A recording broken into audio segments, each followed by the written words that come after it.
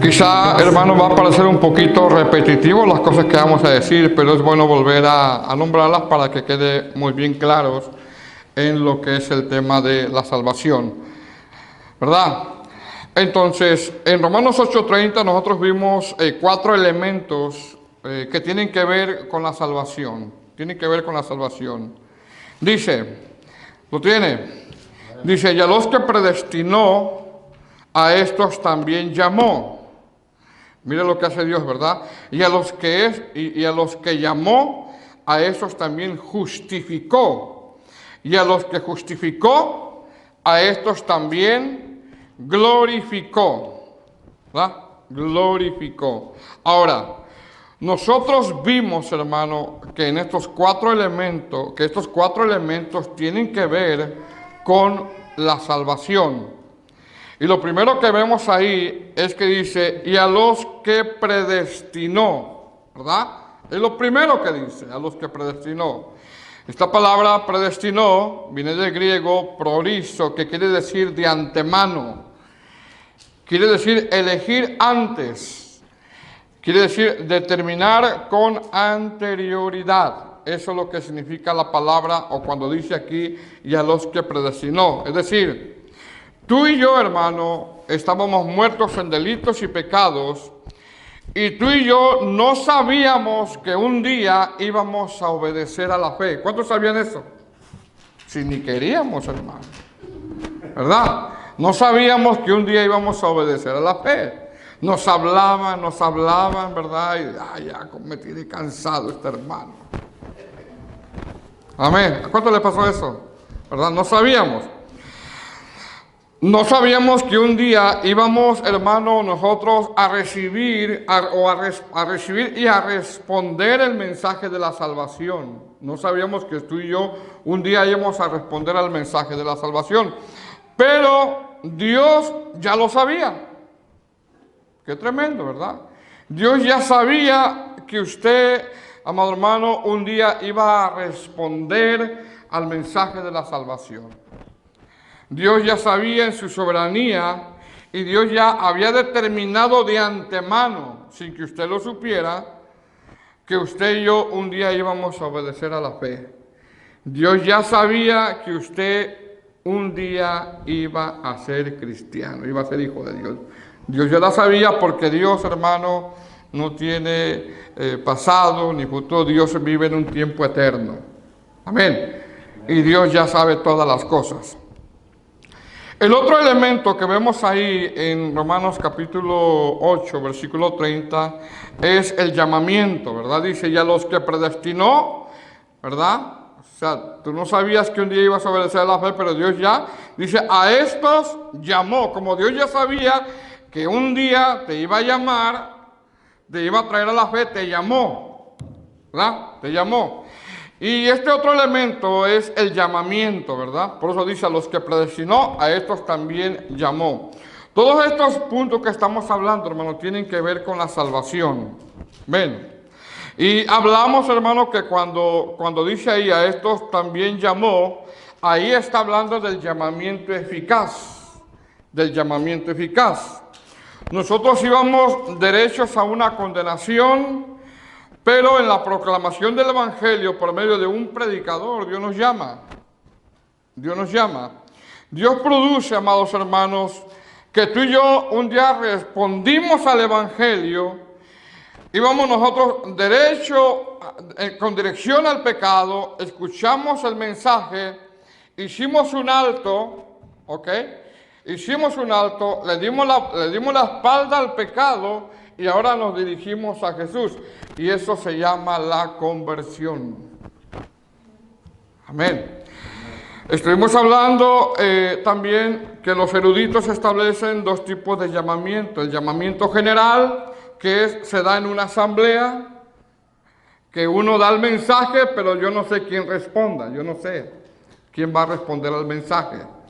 Quizá usted está pensando en la comida, quizá usted está pensando en otra cosa o en sus problemas y quizá no está respondiendo al mensaje. Pero el llamamiento eficaz es que se predica el Evangelio Y cuando se habla del Evangelio, Dios hace que usted responda al Evangelio. Me está hablando el Señor a mí. Y en ese momento usted, hermano, va caminando hacia el pecado, hablando, vive con un pie en la iglesia, con un pie en el mundo, hablando de esa manera. Usted hace un alto, ¿verdad? Porque Dios lo está llamando, hace un alto, le da la espalda al pecado y ahora se dirige hacia Jesús. Y eso se llama conversión. Es una conversión. Ahora, ¿cómo sabemos que alguien de verdad se convirtió? Estamos repitiendo un poquito esto para que quede bien fundamentado. Amén. Va a ser un poquito larga la enseñanza, pero ténganme paciencia. Porque así me desvelé mucho para analizar esta enseñanza. Amén. ¿Cómo sabemos que alguien se convirtió? ¿Cómo lo sabemos? ¿Lloró? ¿Chilló? ¿Salieron lágrimas de cocodrilo? Bueno, llorar no es malo, pero llorar no es una señal de conversión, porque hay gente que llora y sigue igual. Llorar no es una señal de conversión, no siempre es una señal de conversión. A lo mejor lloró porque no quería venir a la iglesia y lo trajeron, a lo mejor lloró por eso. A lo mejor lloró porque antes de venir al culto miró una película y se acordó y ay, está llorando. No sabemos. A lo mejor lloró porque todos lloran y ay, yo también lloro, para que no me vea mal, ¿verdad? A lo mejor lloró porque la hermana regañó al hermano y por eso está llorando. A lo mejor lloró porque es llorón. A lo mejor lloró porque quiere su cocolo. Mire, hay gente que llora y que llora y que llora y es una Magdalena bien hecha. No es malo llorar, pero es una Magdalena y no cambia. Usted ha visto gente así en las congregaciones, llora y no cambia. Entonces, llorar es una señal de conversión, no siempre. Regularmente no, porque estamos llenos de emociones, ¿verdad? ¿Cómo sabemos que de verdad esta persona se convirtió? Sabemos porque esta persona ya no es la misma.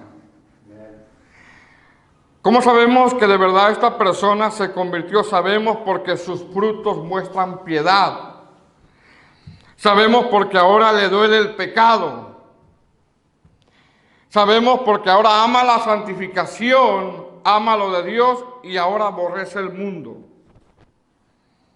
¿Cómo sabemos que se ha convertido? Porque se interesa más ahora en lo de Dios. Amén, hermano. Entonces, después de la conversión, que es la respuesta que Dios produce en nosotros, cuando nos hace el llamamiento eficaz, recuerde, usted no sabía, pero Dios lo predestinó de antemano, nos tornamos a Dios, Dios produce que creamos en Cristo Jesús como nuestro Salvador, venimos con dolor por el pecado, Dios cambia nuestro corazón y en ese momento, hermano, Dios nos justifica, porque ahí aparece la otra palabra, dice, y a los que predestinó, a estos también llamó, y a los que llamó, ¿qué dice? A estos también justificó, ¿verdad? Y ya hemos estado hablando de la justificación. Ahora, ¿Dios nos justifica a nosotros porque seamos buenos? No. ¿Dios nos justifica a nosotros porque doy aportaciones? Olvídate. ¿Dios nos justifica porque nos invita a todos al buffet el hermano o la hermana? No, pero si nos quieren invitar, invítenos. Pero olvídate, Dios no nos justifica. Dios nos justifica por haber creído en Jesús, en el sacrificio de Cristo. Y eso quiere decir que yo no tuve que hacer nada. Nada. Dios me justificó gratuitamente solo por la fe en Cristo Jesús. Amén. Ahora, ¿qué es la justificación?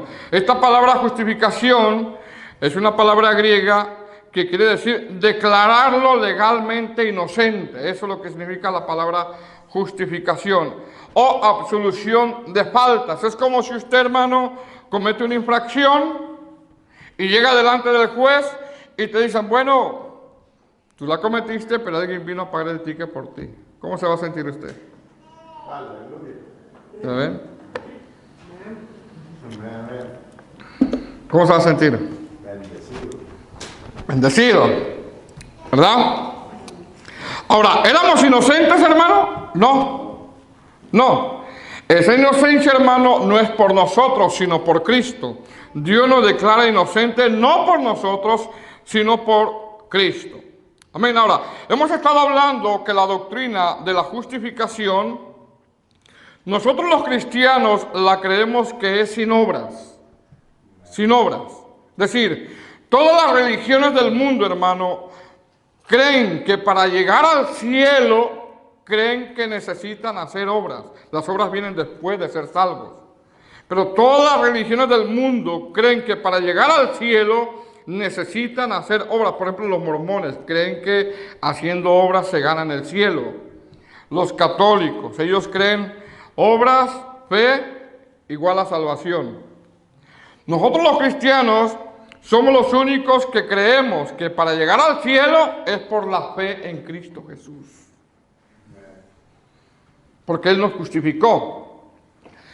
Más sin embargo, hermano, esta doctrina de la justificación, aunque siempre ha estado aquí en la palabra de Dios, por un tiempo se extravió. A la iglesia entraron gente para transgiversar esta doctrina y comenzaron a enseñar que para ser salvos tenían que hacer obras, hablando de la iglesia tradicional. Comenzaron a enseñar que para que Dios nos justificara, yo tendría que hacer algo. Empezaron a enseñar de esa manera. Hasta que en el año 1500 Dios usó, y no podemos hablar de la justificación en nuestros tiempos si no hablamos de Martín Lutero, porque Dios lo usó como un vaso. Dios usó a Martín Lutero para recuperar esta doctrina, hermano, que siempre ha estado en la Biblia. No es una doctrina de Martín Lutero, es una doctrina de la Biblia. Amén. Martín Lutero pensaba que para que Dios lo justificara, él tenía que hacer algo. Él pensaba eso. Él pensaba que para que Dios justificara su pecado tendría que hacer algo. Se dice que Martín Lutero leyó la Biblia y encontró que Dios es un Dios tan santo, que él hacía hasta lo imposible para querer alcanzar esa santidad con sus fuerzas y habilidades, porque él quería justificar su pecado. Y nadie puede hacer eso. Se dice que Martín Lutero decía, pequé con un pensamiento, tengo que darme un castigo. Así decía de esa manera. Otro pensamiento, otro castigo me tengo que dar, porque quería justificar su pecado. Se dice que ayunó, hermano, hasta el punto de dañar para siempre su estómago. Hasta ese punto. Ya cuando él entendió que es por fe, toda su vida su estómago quedó dañado. Se dice también que Martín Lutero se confesaba hasta 6 horas al día. Imagínense, hermano, 6 horas al día. Tenía un mal pensamiento, me voy a confesar. Y dice la historia que él confesaba cosas sin importancia. Por ejemplo, decía, le contesté mal a mi prójimo, tengo que ir a confesarme porque si yo me muero ahorita, me voy al infierno. Martín Lutero, hermano, se sentía constantemente condenado a pesar de todo lo que hacía. La historia dice que llegó a blasfemar contra Dios porque decía, me tengo que golpear yo para justificar el pecado que cometo. Me tengo que golpear para justificar los pensamientos malos que yo tengo. La historia dice que iba 7 veces a misa al día, comenzando a la 1 de la mañana. Todo porque él quería justificar su pecado. Hasta que leyó Romanos 1:17, el justo por la fe vivirá. ¿Qué quiere decir, hermano, el justo por la fe vivirá? Quiere decir que Dios, hermano, sí va a aplicar su justicia, sí va a aplicar su ira, pero sobre aquellos que rechacen el Evangelio, aquellos que no quieran nada de Cristo, Dios sí va a aplicar su justicia sobre ellos, su ira. Pero sobre aquellos que crean en Cristo Jesús, a eso los declara. ¿Por qué? Porque alguien tiene que pagar. Romanos 3:23 dice, por cuanto todos pecaron, ¿quiénes? Tú y yo. Están destituidos de la gloria de Dios. Nuestro destino, nuestra dirección es el infierno. Mas, sin embargo, alguien pagó. ¿Y quién fue el que pagó? Fue Cristo. Y ahora, por medio de la fe en Cristo Jesús, somos declarados inocentes. Ahora ya no tengo que golpearme. Ahora ya no tengo que flagelarme. Ahora, por medio de la fe en Cristo Jesús. Martín Lutero, después de entender Romanos 1:17, dijo, si yo hubiera seguido más tiempo, me hubiera matado con vigilias, ayunos, lecturas y tanto castigo que me di. La historia dice, los eruditos dicen que los hombres más golpeados fue el apóstol Pablo y el apóstol Pablo por predicar y él por pegarse el solo. ¿Por qué? Porque quería justificar su pecado. Entonces, él entendió que el hombre no es justificado por sus méritos, porque se golpee, sino que es justificado por la fe que ha depositado en Cristo Jesús para salvación. Entonces, la conversión, hermano, es como dicen algunos predicadores de sana doctrina, la conversión es como una operación que Dios hace dentro de ti, porque la conversión Dios la hace interna. Te quita el corazón de piedra y pone un corazón de carne. Eso es lo que hace Dios por dentro de nosotros. La justificación Dios la hace por nosotros. Una vez que nos cambia el corazón, entonces Dios, amado hermano, nos declara inocentes, pero ahora por medio de Cristo Jesús. Amén. Sigamos en Romanos 8:30. La otra palabra que aparece ahí es, dice, a los que llamó, a estos justificó, y a los que justificó, ¿qué dice? A estos también glorificó. Y esa palabra glorificó en sí lo que quiere decir una obra terminada. Esto quiere decir, amado hermano, que Dios va a terminar la obra que ha comenzado en su vida. No la va a dejar a medias. La va a terminar. Dios, hermano, no nos va a dejar así como estamos. Porque estamos todavía defectuosos. ¿Verdad? Todavía, hermano, tenemos desatinos. Todavía tenemos un carácter por ahí guardadito, que a veces no lo mostramos aquí en la congregación. Dios no nos va a dejar así. Porque ahí está diciendo, y a los que justificó, a estos también glorificó. Ahora, hermano, en el proceso de entre la justificación y la glorificación hay un proceso, hermano, que se llama la santificación. La santificación. ¿Por qué? Porque Dios no nos salva, hermano, para seguir siendo los mismos. ¿Verdad? No nos salva para seguir siendo los mismos. Él nos salva para que ahora, si de verdad nos hemos convertido, si de verdad ha habido una verdadera regeneración, Él nos salva para que ahora amemos nosotros la santidad y cada día aborrezcamos más el pecado y busquemos ahora la santificación. Ahora, eso no quiere decir, hermano, que usted no va a pecar, porque el hombre después de haberse convertido peca, pero ese pecado le duele. ¿A cuánto les duele el pecado? Que dijo una cosa, que dijo algo impropio. Entonces, entre la justificación y la glorificación está el proceso de la santificación.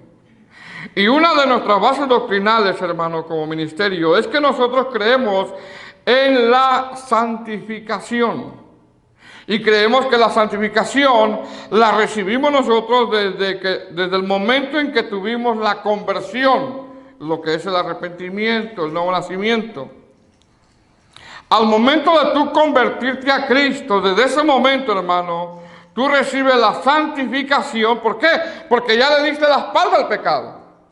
Porque ahora quieres buscar la santidad. Desde ese momento, hermano, recibe la santificación, pero su desarrollo es progresivo. Quiere decir que tú tienes que ir cambiando conforme vaya pasando el tiempo.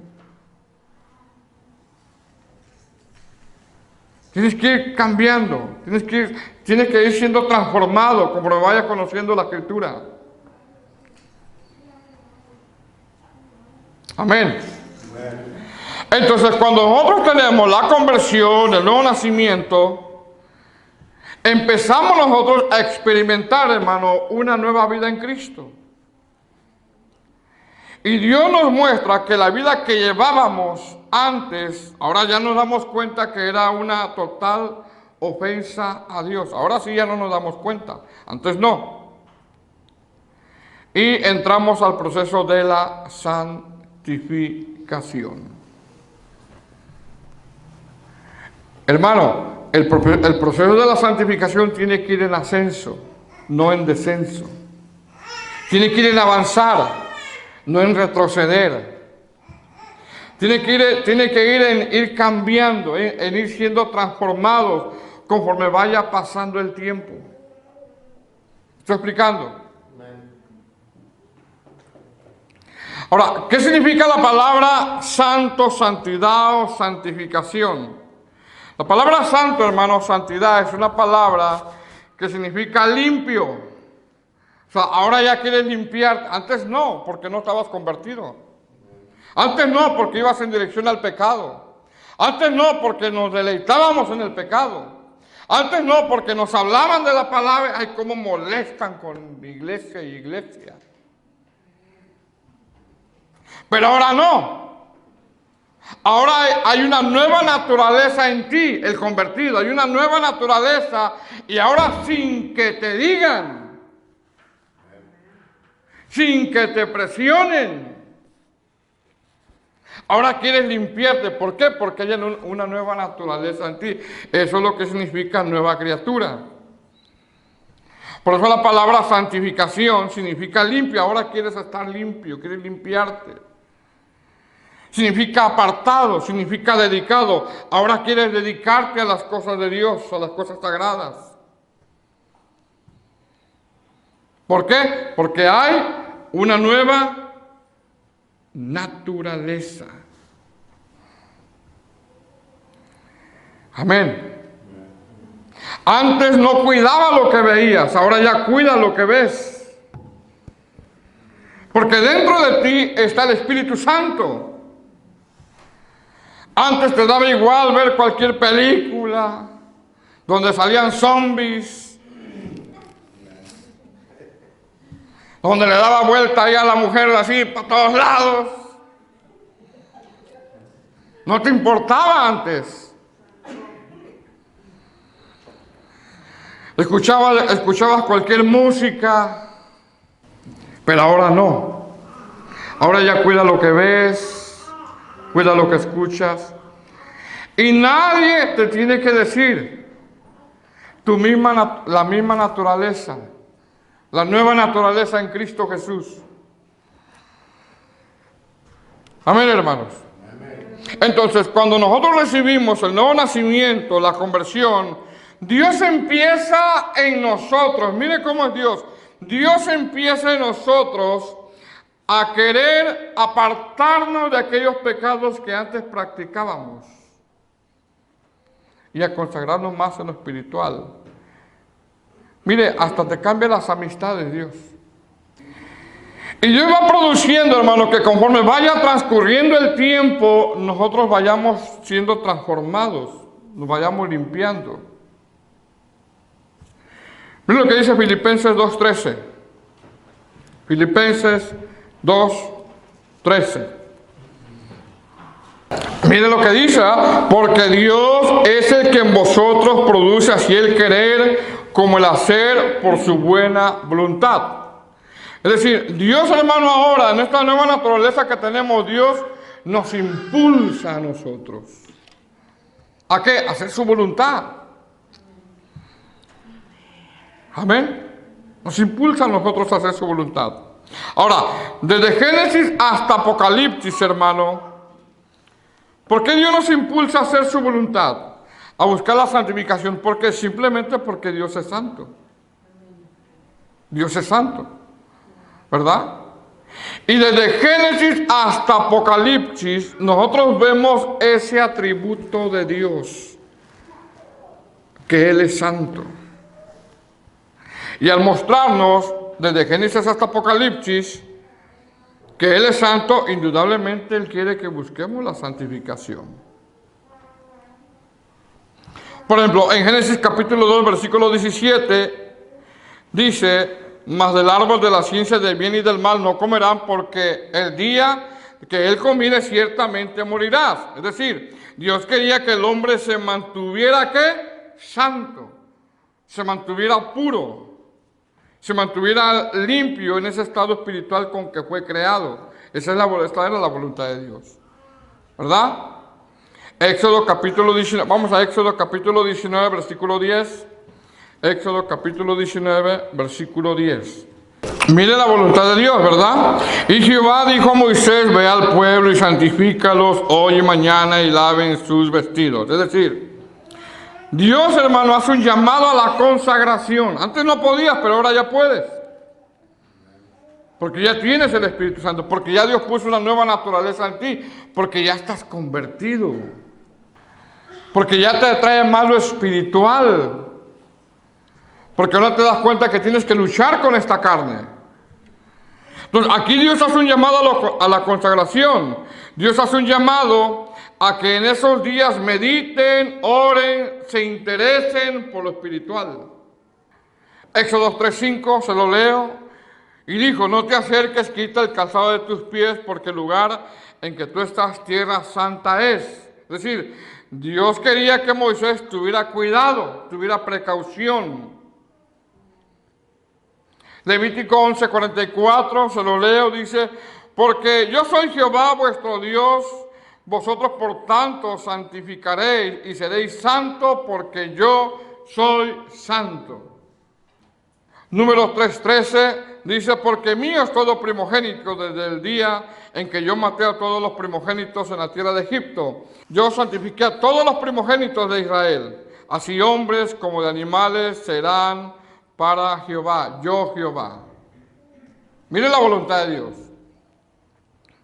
Deuteronomio 28:9, se lo leo. Dice: te confirmará Jehová por pueblo santo tuyo, como te lo he jurado, cuando guardares los mandamientos de Jehová tu Dios y anduvieres en sus caminos. ¿Qué quiere de nosotros? Santificación. Es decir, nos predestinó, nos salvó, nos llamó, nos justificó y ahora quiere que vivamos buscando la santificación. Entonces, así consecutivamente, hermano, vemos en Samuel, vemos en Reyes, vemos en Crónicas, vemos en Nehemías, en Job. Dice Job 1:5: y acontecía que habiendo pasado el turno de los días del convite, Job enviaba y lo santificaba. Salmos 24:3 dice: ¿quién subirá al monte de Jehová? ¿Quién estará en su lugar santo? Entonces, así consecutivamente nosotros vemos en toda la Biblia, hermano, que uno de los atributos de Dios es la santidad. Por ejemplo, Isaías 6:1, se lo leo, dice: vi yo al Señor sentado sobre un trono alto y sublime, y sus faldas llenaban el templo, y por encima de él había serafines, cada uno tenía 6 alas, con 2 cubrían sus rostros, y con 2 cubrían sus pies, y con 2 volaban. Y el uno al otro daba voces diciendo, ¿qué? Santo, santo, santo, Jehová de los ejércitos, toda la tierra está llena de tu gloria. Jeremías 1:5 se lo leo, antes que nacieses, te santifiqué. Te aparté para una obra poco fácil. Si vamos a los profetas menores, como algunos, Joel, dice, tocad trompeta en Sión y dad alarma en mi monte santo. Amós 2:7 dice, pisotean el polvo de la tierra, las cabezas de los desvalidos, y tuercen el camino de los humildes, y el hijo y su padre se llegan a la misma joven, profanando mi santo nombre. Están tremendos. Miqueas 1:2 dice, el Señor desde su santo templo sea testigo. Habacuc 2:10, mas Jehová está en su santo templo, calle delante de él toda la tierra. Los evangelios también hablan de la santidad de Dios. Mateo 7:6 dice, no des lo santo a los perros, ni echen vuestras pelas delante de los cerdos, no sea que las pisoteen y se vuelvan y os despedacen. Es decir, hay gente, hermano, que está tan endurecida de corazón que tú le das un consejo bíblico. Escuche lo que le voy a decir. Hay gente que tú le das una palabra, o hay gente que está tan endurecida en su corazón, y tú le das un consejo bíblico y ellos lo toman como una ofensa. Si alguien está viviendo en fornicación y tú le dices, estás viviendo en fornicación, estás viviendo mal delante de Dios, lo toman como una ofensa. Efesios 1:1, se lo leo, a los santos y fieles en Cristo Jesús. Efesios 1:4, que fuésemos santos sin mancha delante de Él. Filipenses 1:1, Pablo y Timoteo, siervos de Jesucristo, a todos los santos en Cristo Jesús que están en Filipos con los obispos y diáconos. Colosenses 3:12, vestidos pues como escogidos de Dios, santos y amados. 1 Timoteo 2:8, quiero pues que los hombres oren en todo lugar levantando manos santas y sin contienda. ¿Se da cuenta? Qué importante es la santificación. 2 Timoteo 1:9, quien nos salvó y llamó con llamamiento santo. Tito 1:8, sin hospedador, amante de lo bueno, sobrio, justo, santo, dueño de sí mismo. Filemón 5, oigo del amor y de la fe que tienes al Señor Jesús y para con todos los santos.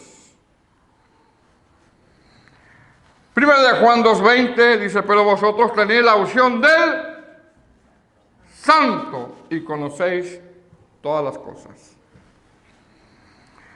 Judas 1:20 dice, pero vosotros, amados, edificados sobre vuestra santísima fe, orando en el Espíritu Santo.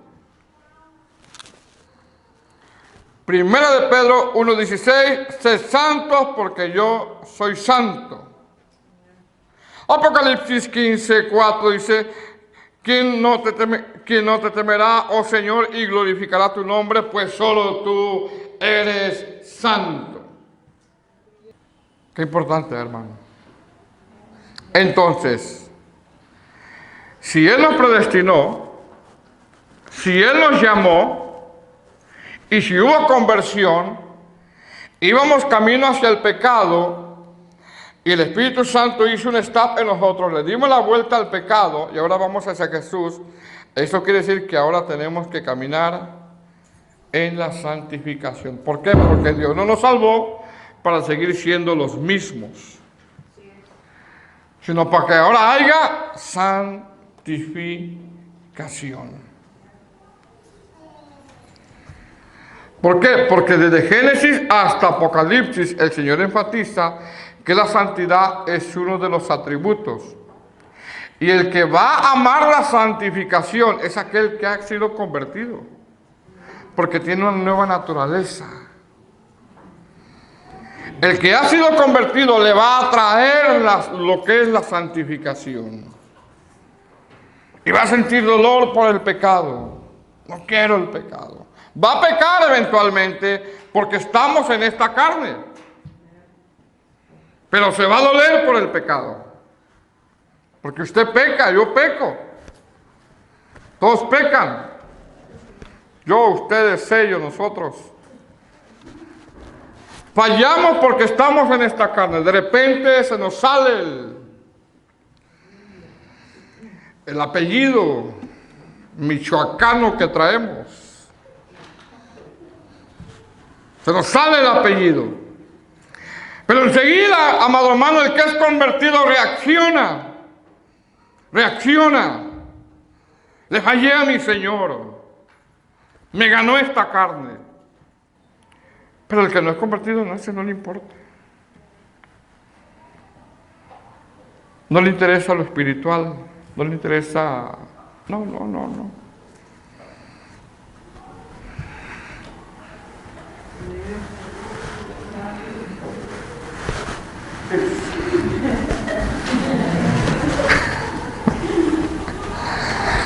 Cuando uno les habla de la palabra, se sienten ofendidos por el Evangelio. Siente que uno lo está ofendiendo. Pues hay que orar. Hay que orar por ellos. Entonces, cuando el Señor nos justifica, dice, y a los que justificó, glorificó. En ese proceso, en medio de esas dos palabras, está el proceso de la santificación. Porque se tienen que ver frutos. Claro que sí. Se tienen que ver cambios en la vida de nosotros como nueva criatura. Gloria a Dios. Vamos a hablar de las etapas, ya para terminar, de la santificación. ¿Cómo empieza la santificación? Número 1, la santificación comienza cuando somos convertidos. Ahí comienza. Cuando somos convertidos. 2 Corintios 5:17, vamos a 2 Corintios 5:17. Dice, de modo que si alguno está en Cristo, nueva criatura es, las cosas viejas pasaron, he aquí, dice, todas son hechas nuevas. Amén. Ahora, el apóstol Pablo dice que en el momento de nuestra conversión, en ese momento, hermanos, somos nuevas criaturas. En ese momento. Ahora, no se te ve, pero se te va a ir viendo cómo vaya pasando el tiempo. Se te va a ir viendo. Y en ese momento, hermano, inicia el proceso de la santificación. ¿Qué quiere decir nueva criatura? Nueva persona. Nueva criatura tiene que ver con que Dios cambia el corazón de esta persona. Nueva criatura tiene que ver con que esta persona ya no es la misma en relación al pecado. Vienen los amigos que tenía antes. No, ya no quiero eso yo. Nueva criatura tiene que ver con que Dios a través de Cristo te da vida. Nueva criatura tiene que ver con que ahora eres muerto al pecado. Nueva criatura tiene que ver que conforme vaya pasando el tiempo, escuche bien, las virtudes de Cristo se van a ir viendo en nosotros. Al principio nadie te va a creer. ¿Cómo que tú cambiaste? Dice. No te creo yo. ¿Creían que habías cambiado, hermano? ¿O todavía no creen que cambiaste? ¿Todavía no creen que cambiaste? Porque ya cambiaste, ¿no? ¿Ya cambiaron? Bueno, nueva criatura tiene que ver que conforme vaya pasando el tiempo, las personas cercanas a ti, al principio no te van a creer, no te van a creer. Pero conforme vaya pasando el tiempo, como eres nueva criatura, nueva naturaleza, las virtudes de Cristo las van a ir viendo en ti. Van a ir viendo paciencia, van a ir viendo amor, van a ir viendo benignidad, van a ir viendo bondad, van a ir viendo mansedumbre. Van a ir viendo que ya aborrece el pecado, van a ir viendo que ya no ves esas películas de zombies. Van a ir viendo que ya no dices malas palabras. Van a ir viendo que ya hasta tus amistades han cambiado. Van a ir viendo eso. Porque eres nueva naturaleza, nueva criatura. Es decir, antes de nuestra regeneración, de nuestra conversión, estábamos muertos en el pecado. Y nos deleitábamos en el pecado. Pero ahora, cuando recibimos la conversión, ahora estamos muertos al pecado. Pecas eventualmente porque estás en la carne, pero te duele el pecado. Romanos 6:11, mire lo que dice, Romanos 6:11. ¿Lo tiene? ¿Lo pueden leer, por favor? Así también vosotros considerados muertos al pecado, pero vivos para Dios en Cristo Jesús, Señor nuestro. Amén. El que se ha convertido. Es decir, ahora el pecado ya no te agrada. Ahora el pecado te resulta vergonzoso. ¿Cuántos se avergüenzan cuando pecan? Ahora el pecado te duele, ahora el pecado ya sientes rechazarlo. ¿Verdad? Primera de Juan 3:9, mire lo que dice. Primera de Juan 3:9. Se lo leo. Dice, todo aquel que es nacido de Dios, o sea, convertido, regenerado, no practica el pecado, porque la simiente de Dios permanece en él y no puede pecar, porque es que nacido de Dios. Y aquí hay dos palabras importantes. Una es no practica y la otra es simiente. Esta palabra práctica o ya no practica significa procurar. Significa actuar. Es decir, una vez que tú has nacido de nuevo, una vez que te has convertido, pecas porque estás en esta carne, pero tú ya no procuras el pecado, ya no lo buscas. ¿Sí me expliqué, hermanos? Ya no lo buscas por tu propia cuenta. ¿Por qué? Porque es nacido de Dios, y el que es nacido de Dios no procura, no busca el pecado, no se encamina hacia el pecado, no se conduce libremente hacia el pecado, porque tiene la simiente de Dios. Esta es otra palabra importante cuando habla de la simiente. Y esta palabra simiente es una palabra griega que significa semilla. Cuando tú siembras una semilla, ¿qué es lo que pasa? La siembras, brota, nace, crece y da fruto. Una semilla tiene que dar fruto. Entonces, como tenemos la simiente de Dios, ¿qué quiere decir eso? Que en ese proceso de la santificación, tarde que temprano, hermano, tenemos que dar fruto.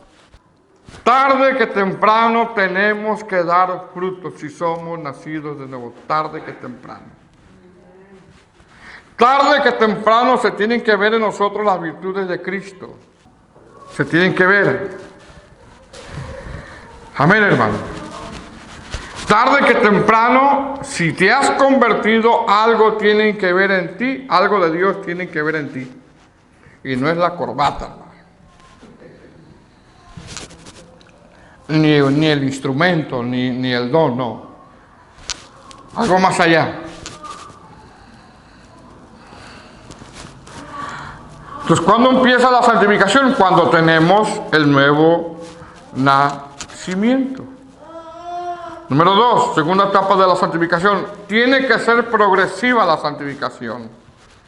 Tiene que ser progresiva. Segunda de Corintios 3:18. Cuando hablo de progresiva es que conforme vayan pasando los años, hermano, se te tiene que ir viendo que vas creciendo en Dios, en conducta. Segunda de Corintios 3:18, ¿lo tiene? Ya vamos a terminar, mire, ya vamos a terminar. Dice, por tanto, ¿qué sigue diciendo? Nosotros todos, ¿qué más?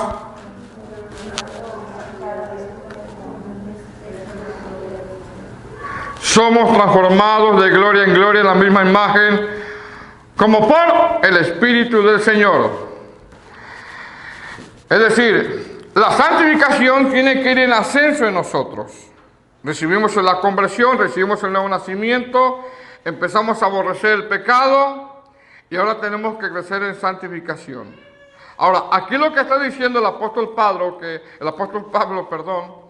que nosotros da una simbología de un espejo, dice, mirando a casa descubierta como un espejo la gloria del Señor. Somos transformados de gloria en gloria en la misma imagen como por el Espíritu Santo. Ahora, está dando a entender como un espejo. ¿Qué es lo que miras tú cuando te ves al espejo? ¿Qué te ves? Cuando estás en selfies, sin los 30 filtros que te pones ahí en Facebook. ¿Qué es lo que miras en el espejo? Miras tu realidad, las patas de gallo, ¿cómo se llaman estas? Ojeras, los granos, los defectos. Cuando nosotros vamos a la Biblia, el Señor nos muestra nuestros defectos, ¿verdad? Y decimos, me falta mucho para parecerme a Cristo. Me falta bastante. Así como cuando uno se toma una foto en el Face que no se parece nada cuando uno lo conoce en persona.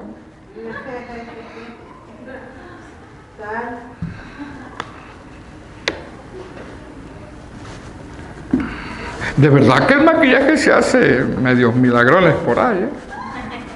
Hay un maquillaje que se llama el milagroso, creo, ¿eh? Porque yo sí he visto hermanas sin maquillaje y de verdad que sí se ven diferentes, ¿eh? Como cuando las veo el domingo. Pero se ven bien, gloria a Dios. Hermano, está dando una simbología con el espejo. Y aquí lo que está diciendo el apóstol Pablo es que vamos a ir siendo transformados de gloria en gloria, y eso lo hace el Espíritu Santo. Es decir, cada día que pasa, el Espíritu Santo hace al que se convierte, al que es convertido, a que tú te parezcas más a Cristo. La Biblia es como un espejo que te va a ir puntualizando los defectos que tienes. Amargura, enojo, celos, contiendas, no trato como vaso frágil a mi esposa, soy contestona con mi esposo. ¿Qué más, hermana? Dígame. Te va a ir diciendo el espejo. Y vas a decir, ay, me falta mucho a mí. Y eso es cuando Dios va produciendo santificación, porque te vas dando cuenta del pecado. Y vas dejando entonces el pecado. Porque la pregunta es, hermano,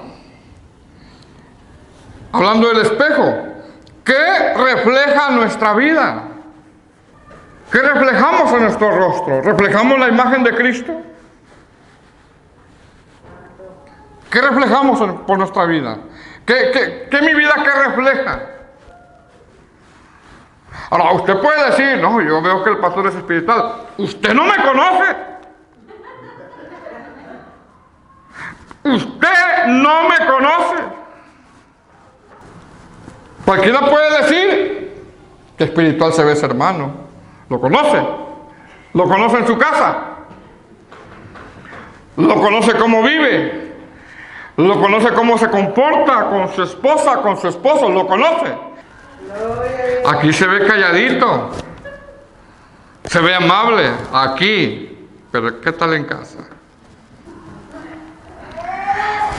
Por eso Pablo aquí dice, ¿qué reflejamos? Porque es como un espejo, ¿qué reflejamos? ¿Reflejamos a Cristo de verdad?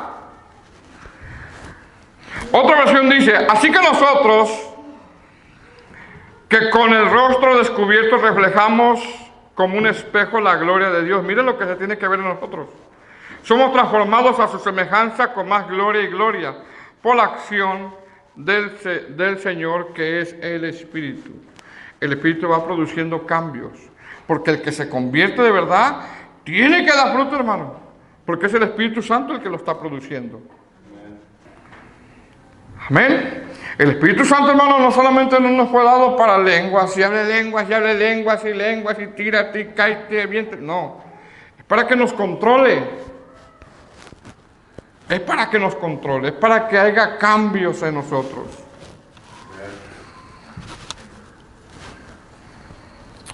Que conforme vaya pasando el tiempo se vaya reflejando Cristo en nosotros. Amén. El apóstol Pablo, hermano, había entendido él que el proceso de la santificación tiene que ir en ascenso, pero le faltaba a él todavía. Él sabía que le faltaba y necesitaba avanzar. Ayer me levanto y sigo adelante. Y lo dice en Filipenses 3:13. Se lo leo. Dice, hermano, yo mismo no pretendo haberlo alcanzado. Pero una cosa hago, olvidando ciertamente lo que queda atrás y extendiéndome a lo que está por delante.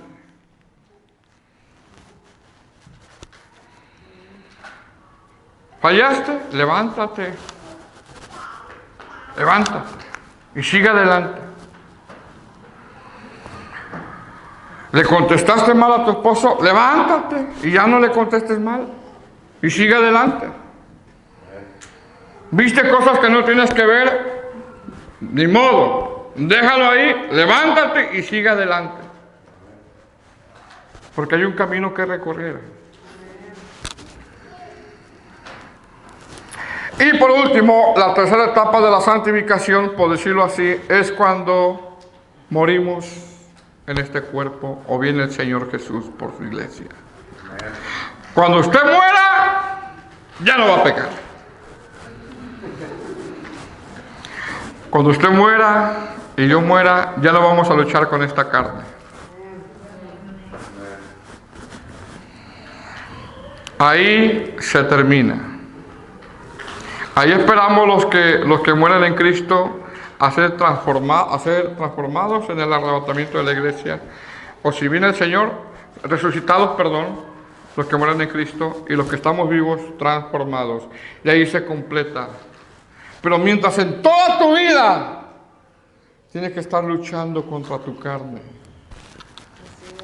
Porque el que se ha convertido de verdad aborrece el pecado. Amén.